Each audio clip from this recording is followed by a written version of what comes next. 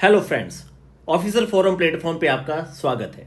मित्रों, इस वीडियो में आपके लिए आपकी प्रीलिम्स और मेंस के अकॉर्डिंग एक जो सबसे बड़ी बात यह है कि भाई आप डेली किस तरीके से पढ़ते हैं। सबसे ज़्यादा जरूरी यह है कि जिस तरीके से आपको ये पता होना बहुत ज़रूरी है कि आपको किस तरीके का कौन कौन सा कंटेंट पढ़ना है, किस किताबों को, किस सोर्स को आपने फॉलो करना है। उसके साथ ही साथ एक बहुत बड़ी बात है, जो बात है आपके फ्यूल की। मतलब कार तो ठीक है, आप किस तरह की कार खरीदते हैं और किसकी कितनी रफ्तार है, ये सब बात का मैटर है। सबसे पहली बात है फ्यूल, डीजल पेट्रोल। तो यहाँ पे जो आपका डीजल पेट्रोल है वो ये है कि आप कितने घंटों का निवेश करते हैं। और देखिए, हमारे दिमाग की भी एक रेंज होती है। आप कभी भी एक अचानक से 8 से 10 घंटे नहीं पढ़ सकते।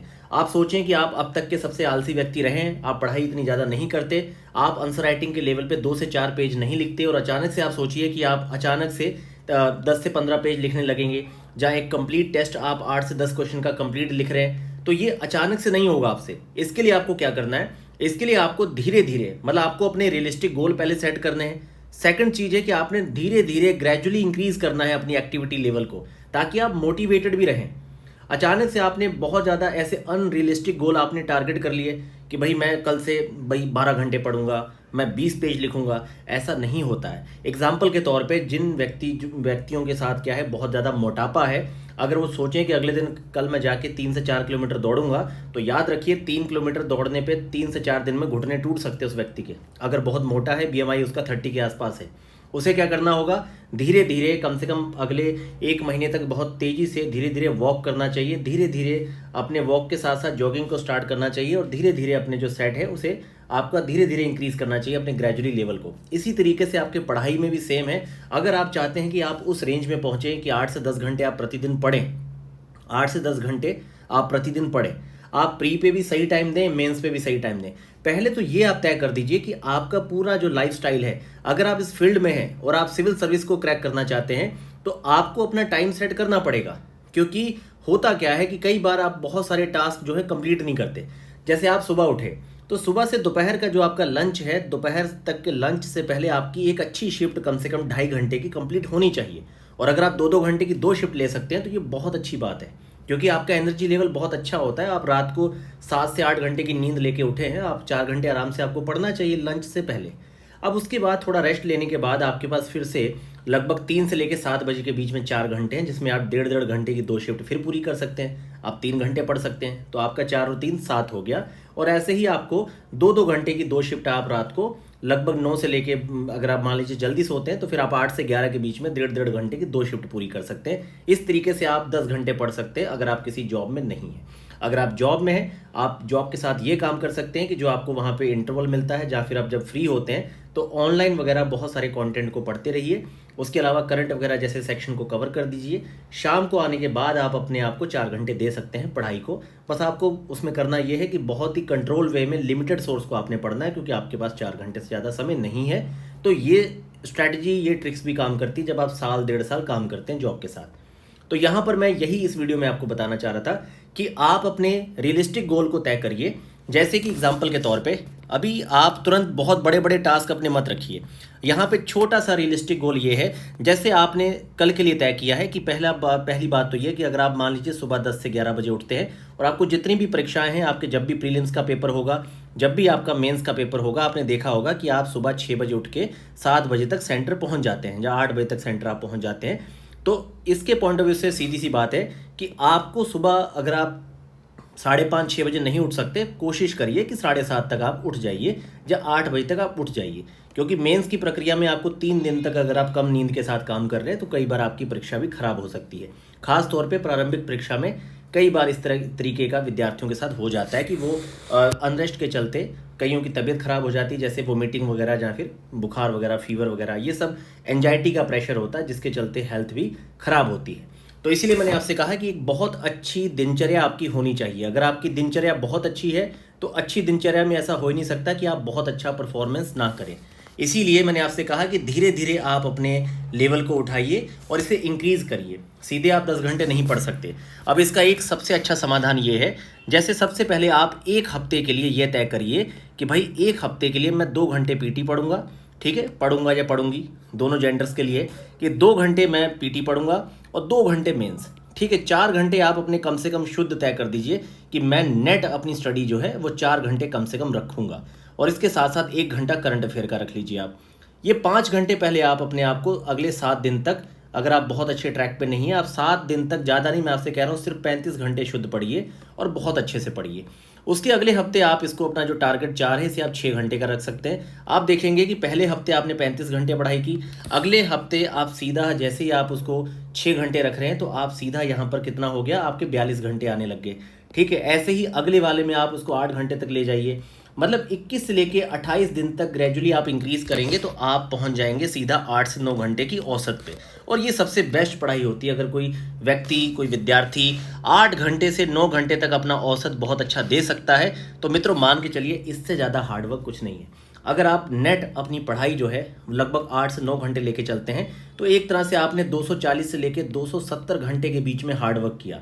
और इसमें भी अगर आपने मित्रों, ज़्यादा नहीं मैं कहता हूँ आपसे, 170 घंटे आपने पीटी को दे दिए जिसमें आपने करंट वगैरह और एडिटोरियल्स वगैरह भी कवर कर रहे हैं, और 100 घंटे आपने मेंस को दे दिए। अब मैं आपको एक बात यहाँ कहना चाहूँगा, आप अगर 1 महीने भी 100 घंटे मेंस को टिक के दे देंगे ना तो आप 2 घंटे में एक अच्छे टॉपिक की पूरी समरी और नोट्स तैयार कर सकते हैं।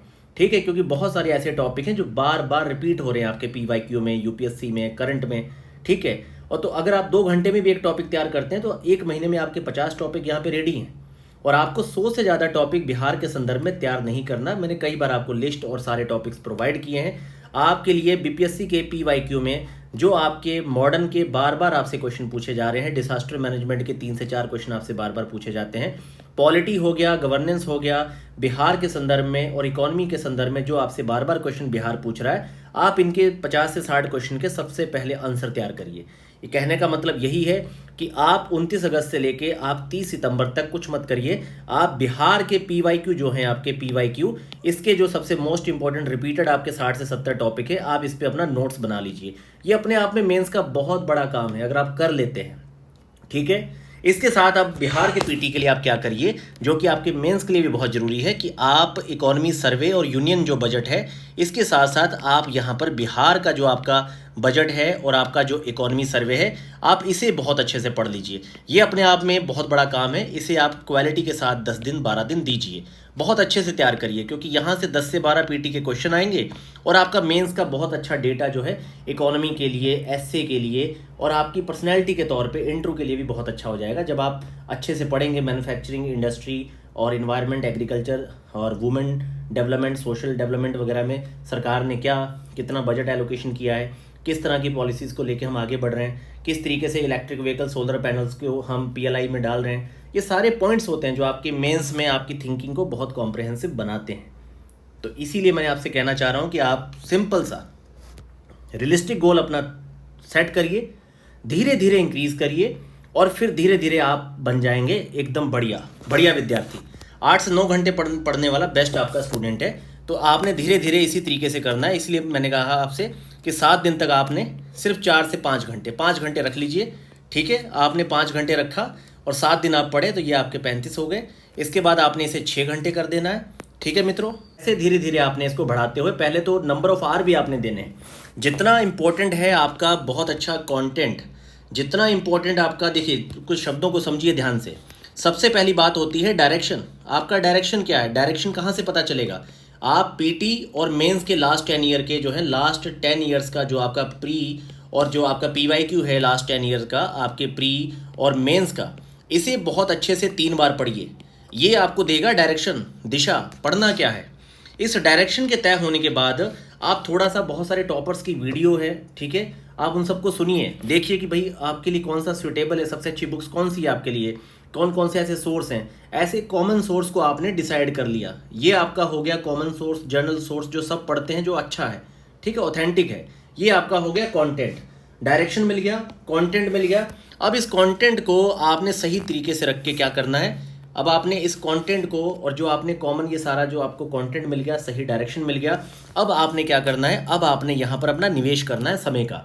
अब इसमें देखिए 6 से लेके अपनी सारी इच्छाओं को एक तरफ रखते हुए अपने गोल को कोई कितना कंटिन्यूटी के साथ साधेगा, ये इससे तय होता है कि उसका रिजल्ट या उसकी रैंक क्या रहेगी। अब इसमें कई स्टूडेंट ऐसे भी हैं जिन्हें 10 से 12 घंटे पढ़ने का नशा हो जाता है। अब ऐसे लोगों का सिलेक्शन कैसे रुकेगा? जिन्होंने PYQ, यूपीएससी के प्रीवियस क्वेश्चन, उसके अलावा हर कंटेंट पे किसी किताब को 6-6, 7-7 बार पढ़ के अपना 100, 50 पेजेस के नोट्स में छोटे छोटे खुरके बना रखे हैं। अब ऐसे विद्यार्थियों का कैसे सिलेक्शन रुकेगा, आप ही बताइए। आप खुद को मतलब इस तरह के विद्यार्थियों के साथ जो 10 से 12 घंटे पढ़ते हैं, हर चीज़ पे अपना नोट्स बनाते हैं, अब फूड प्रोसेसिंग को 10 बार लिख के अपने आप को ट्रेंड कर रखा है फूड प्रोसेसिंग पे, डिसास्टर मैनेजमेंट के जितने भी भारत के जितने भी आपके लीगल एक्शंस हैं, जितने भी लीगल फ्रेम हैं, उसके साथ साथ सारी केस स्टडी के साथ शानदार केस स्टडियाँ लिख के प्रैक्टिस कर रखा है। आप कैसे तुलना कर सकते हैं ऐसे विद्यार्थी की? और बाद में सरकार को गले आने से क्या फ़ायदा? क्योंकि आप देख रहे होंगे कि मैं लास्ट 67 बीपीएससी में मैंने देखा था, बहुत ही सामान्य पृष्ठभूमि के बहुत सारे विद्यार्थी, मैं मानता हूं कि भाई ना तो उस स्तर पे उनका लिंक होगा, ना ही वो 20 लाख रुपए देने की क्षमता में होंगे, बहुत अच्छी रैंक के साथ उनका सिलेक्शन हुआ। तो इसीलिए अब आपको यहाँ पर हार्ड वर्क देना पड़ेगा, लेकिन जो है भाई अचानक से आप नहीं पढ़ सकते और आप बहुत ज़्यादा एंजाइटी स्ट्रेस में चले जाएंगे। इसीलिए रियलिस्टिक गोल को सेट करिए, धीरे धीरे उसे इंक्रीज करिए, पर करिए, और अपना एक्टिविटी लेवल वगैरह धीरे धीरे बढ़ाइए, जिससे आप मोटिवेटेड रहेंगे। और दूसरी बात है कि भैया व्यायाम वगैरह जो है आपका, एक्सरसाइज वगैरह जरूर करिए, चाहे योगा के फॉर्म में, चाहे जॉगिंग, चाहे वॉक वगैरह। एक आप अपने शरीर को 1 घंटा जरूर दीजिए, क्योंकि स्वस्थ शरीर में ही आपका स्वस्थ मस्तिष्क वास करता है। मित्रों, लगातार पढ़ते रहिए, सकारात्मक रहिए, और आप इस फील्ड में अपनी चॉइस से आए हैं तो अपने आप को ही निराश मत करिए, मेहनत दीजिए, बहुत अच्छी मेहनत दीजिए, निश्चित रूप से आपका सिलेक्शन